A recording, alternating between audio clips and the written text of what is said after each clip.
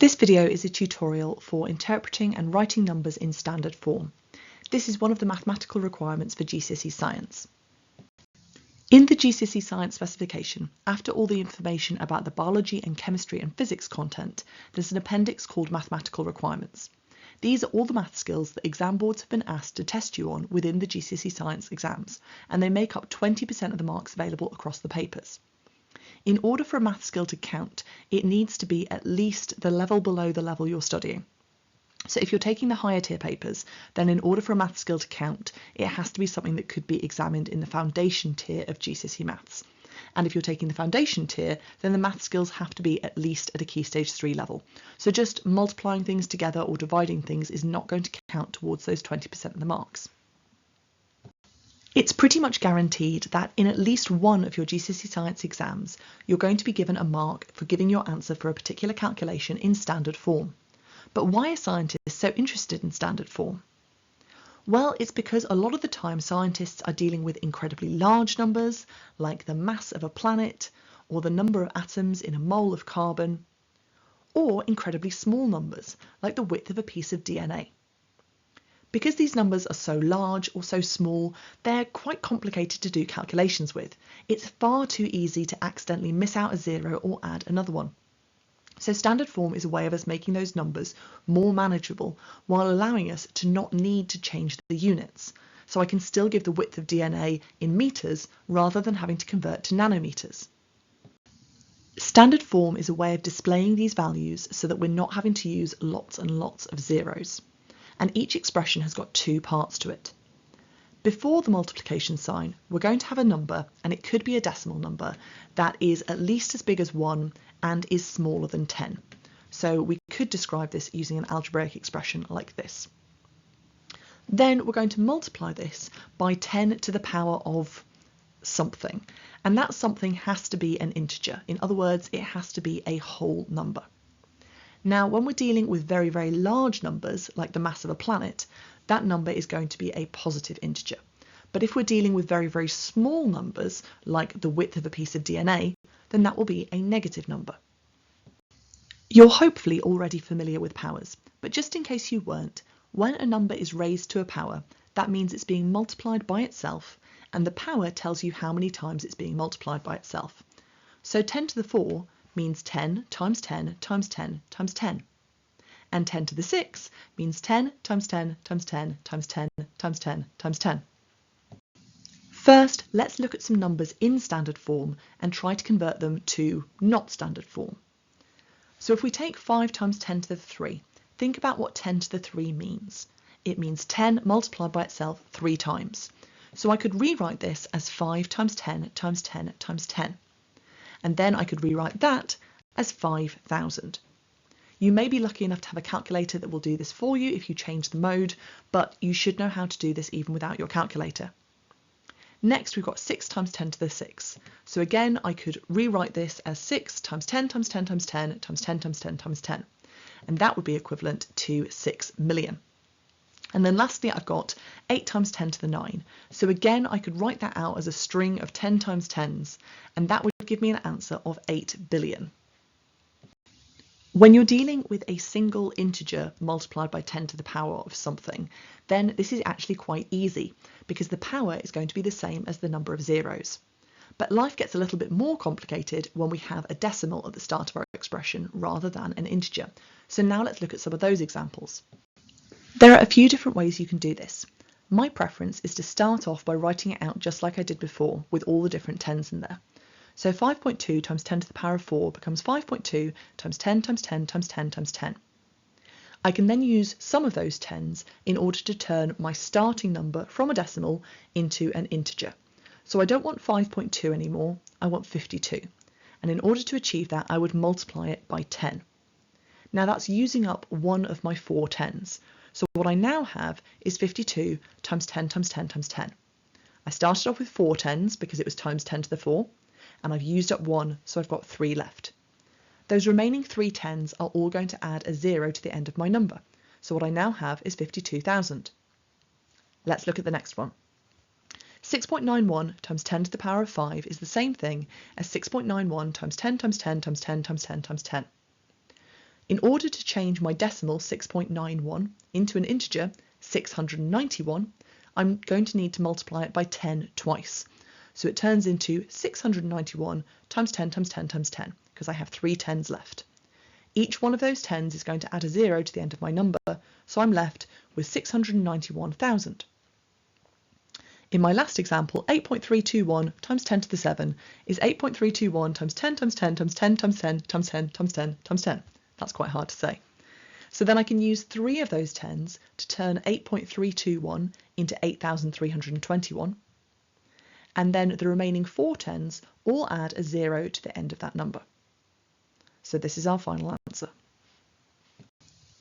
You're going to see negative powers of 10 when we're talking about things that are very small or very light, basically when we're dealing with incredibly small numbers. So 10 to the power of minus 2 is the same thing as 1 over 10 squared. In other words, it's the same thing as 1 divided by 10 squared. And we could also think of this as 1 divided by 10 and then divided by 10 again. In a similar way, 10 to the power of minus 3 is the same thing as 1 divided by 10 divided by 10 divided by 10. So let's interpret some of these numbers. 7 times 10 to the minus 3 is the same thing as 7 divided by 10 divided by 10 divided by 10. In other words, 0.007. 4 times 10 to the power of minus 4 is going to be 4 divided by 10 4 times. This gives us 0.0004. 5 times 10 to the power of minus 5 is going to be 5 divided by 10 5 times. And so this is going to give us 0.00005. One thing you'll notice for each of these is that the number of zeros before the first real number is 1 less than the number in the power. So 10 to the minus 3 leaves us with 2 zeros, and 10 to the minus 4 leaves us with 3 zeros, and 10 to the minus 5 leaves us with 4 zeros. Now let's look at some examples where we have decimal numbers. 7.1 times 10 to the minus 3 is the same thing as 7.1 divided by 10 3 times.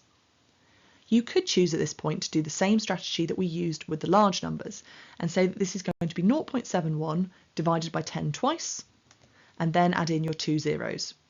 Or you could just jump straight to that point and say, well, if this is times 10 to the minus 3, there are going to be 2 zeros after the decimal point before I start my real numbers.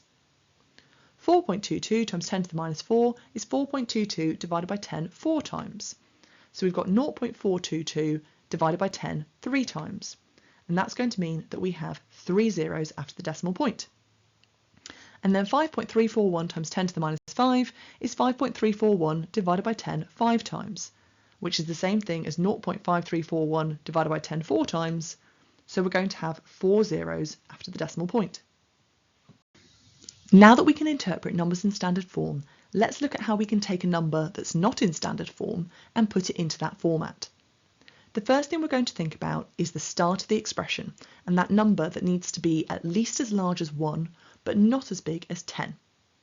The way we're going to achieve this is to take the decimal point and put it directly after the first non-zero number. So here this would be directly after the 6. This means that my standard form expression is going to be in the form 6.27 times 10 to the power of something. So now to work out what that something is, I need to figure out how many times I've multiplied 6.27 by 10 in order to get 627,000. You could do that simply by getting your calculator and putting in 6.27 and then multiplying by 10 until you get to 627,000. Or, and I know that a few maths teachers are going to be very upset with me for saying this, you can think about where the decimal point is in 627,000, i.e. on the right hand side after the last 0, and then look at how many places away from that it is. So 1, 2, 3, 4, 5.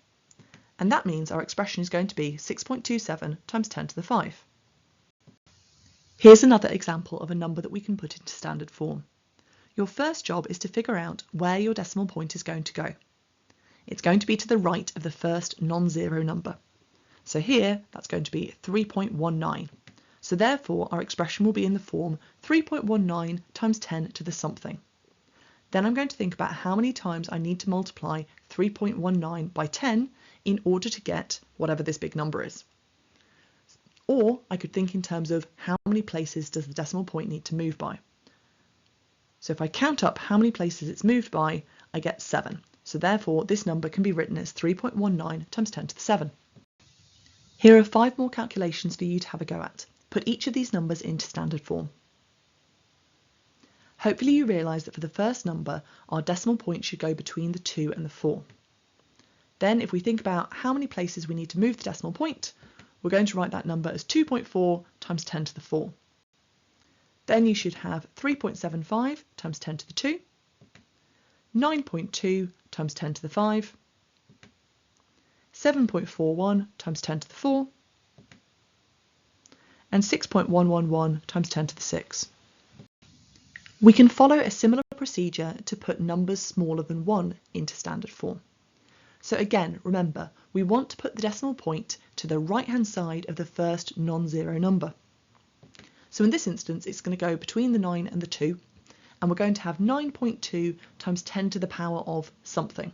But we know that the something must be a negative number because our overall number here is less than 1.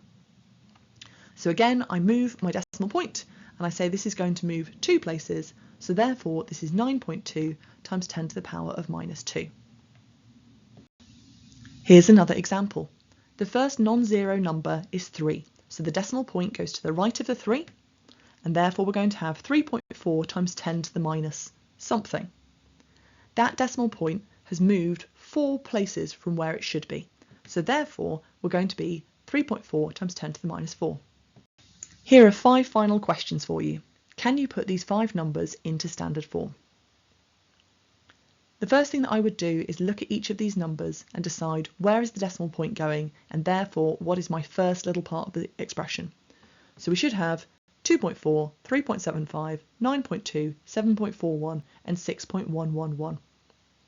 Then we know those are all going to be multiplied by 10 to the power of a negative integer.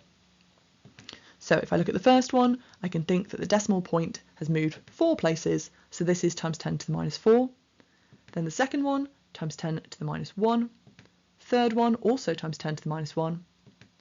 Fourth one, times 10 to the minus 3. And finally, times 10 to the minus 2. Thank you very much for watching, and I hope you found this a useful tutorial as you prepare for your GCSE Science and Maths exams. If you did find it useful, then don't forget to like, subscribe, comment and share the channel, and I'll be back soon with some more GCSE Science revision videos.